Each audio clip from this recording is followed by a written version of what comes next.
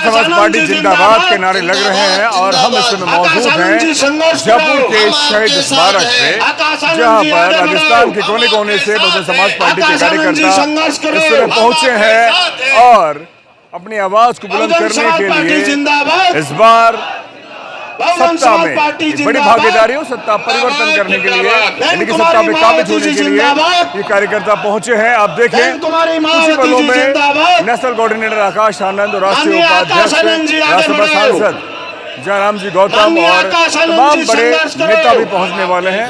इस तस्वीर में आपको दिखा रहा हूँ इस समय डेमोक्रेटिक भारत के माध्यम से आप देखें मंच पर आवाज बुलंद की जा रही है। तस्वीर देखें, ये लोग अलग अलग जगह से आए हैं। कहाँ से आए हैं?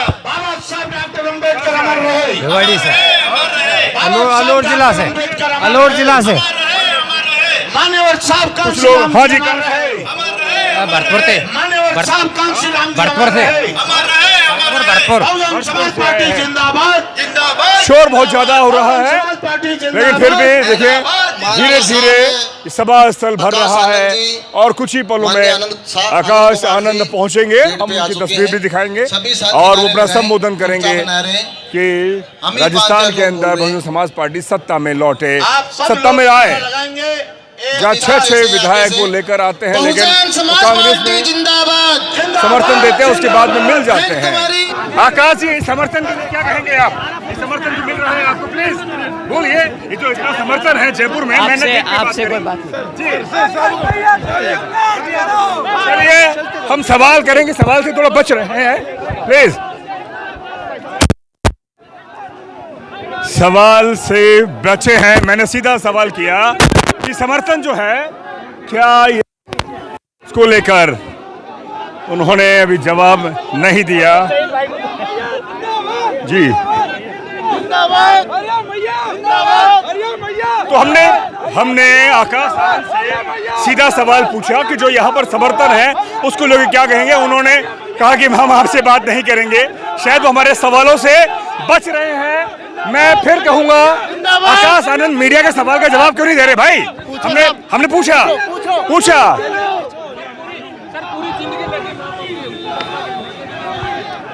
आकाश जी 2 शब्द तो कहिए। अरे भाई मीडिया से बने हो इतना बड़ा। हाँ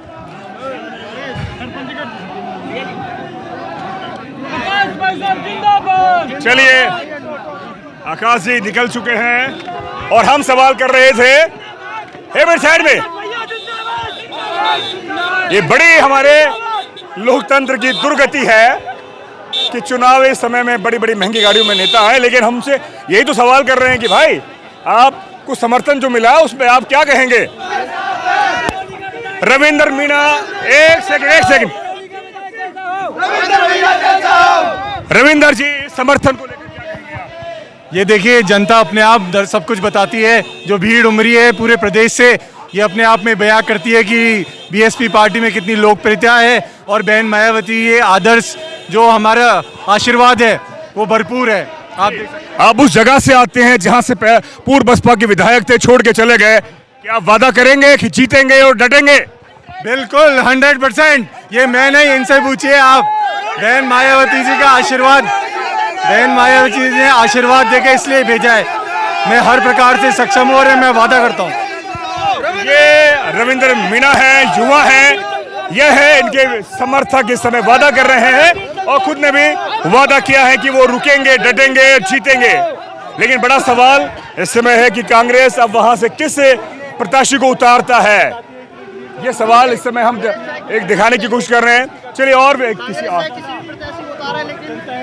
क्या लग रहा है, क्या कांग्रेस किसी और प्रत्याशी उतारे? तो कांग्रेस चाहे किसी भी प्रत्याशी को उतारे, किसी भी समाज का उतारा है, लेकिन भाई रविंद्र मीणा जो है बहुजन समाज पार्टी से है और वो अब की बार 101% विधायक बनेंगे करौली विधानसभा से। वो तो ठीक है, रुकेंगे बिल्कुल, हमें विश्वास है। चलिए अच्छी बात है, हमें विश्वास है कि भाई रविंद्र मीणा। तो रविंद्र मीणा के समर्थक इस समय करौली के विधायक कैसे हो, रविंद्र मीणा जैसे हो, मैं यही आपको दिखाने की कोशिश कर रहा हूँ। यहाँ पर और भी कार्यकर्ता और विधायक दावेदार यहाँ पर पहुंच रहे हैं।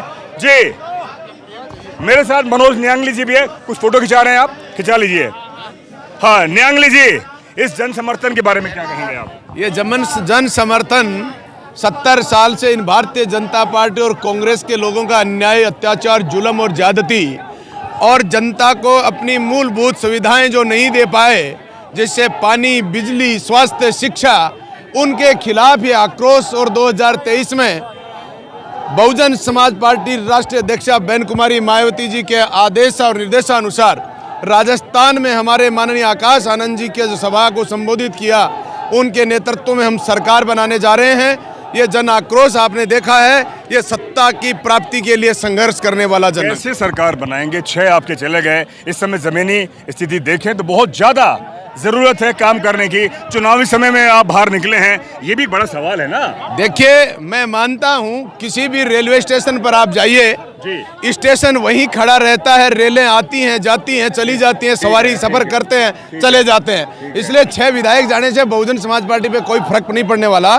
बहुजन समाज पार्टी मजबूत कार्यकर्ताओं की बेस पर अंतिम छोर के उन गरीब, शोषित, पीड़ित मजलूमों को संगठित करके इन बीजेपी और कांग्रेस को बाहर का रास्ता दिखाने का काम करेगी। मान्यवर काशीराम साहब की विचार पर एक और राजनीतिक पार्टी आजाद समाज पार्टी वो भी खड़ी है, बड़ी बड़ी सभाएं कर रही है और बड़ी भीड़ जुट रही है, तो क्या कहेंगे? देखिए, मैं बाबा काशीराम जी की स्थापित पार्टी एकमात्र पार्टी है बहुजन समाज पार्टी, जिसका नीला झंडा हाथी निशान है।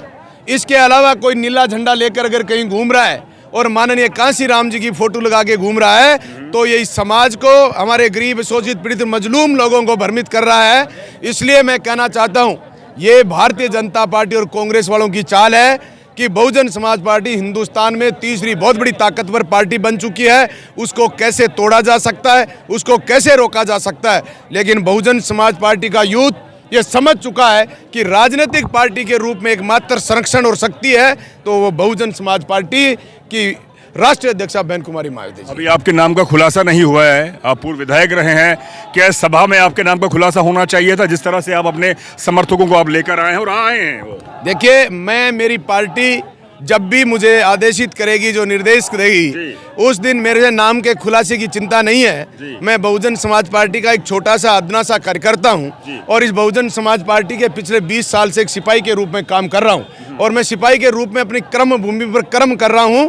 बाकी फैसला पार्टी जो करेगी वो मुझे मंजूर है। राजस्थान में कितनी सीटें? हाँ, देखिए, राजस्थान में हम 200 सीट पर चुनाव लड़ेंगे और हमारी बहुजन समाज पार्टी का 60 सीटों पर बहुत बड़ा फोकस है और अब की बार हम सत्ता में भागीदार होंगे।